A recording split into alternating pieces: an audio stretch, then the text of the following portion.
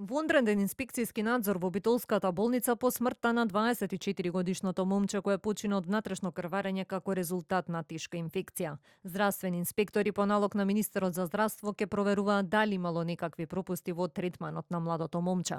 Директорката на инспекторатот очекува во понеделник да имаат и првични информации за случајот. Во однос на што ќе содржи овој надзор, се разбира дека со своите надлежности Државниот санитарен и здравствен инспекторат ќе излезе со утврдена фактичка состојба и ќе го информира Министерот за здравство. Секако дека ќе се разгледуваат сите надлежности што ги има ДСЗ и со својата законска обврска ќе излеземе со информација. Според информациите од Битолската болница пак, момчето 7 дена имало висока температура, а 3 дена пред да се јави во болницата пиел антибиотик припишан од матичен лекар. Во вторникот на 26 септември било лекарски третирано и му била дадена терапија, пошто било пуштено дома, но ноќта меѓу вторникот и средата состојбата му се влошила.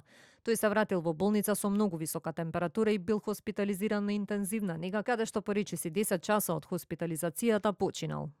Од обдукцијата, значи готово обдукцијскиот наод и излезе дека причина за смртта е дисеминирана интраваскуларна коагулација или така ДИК.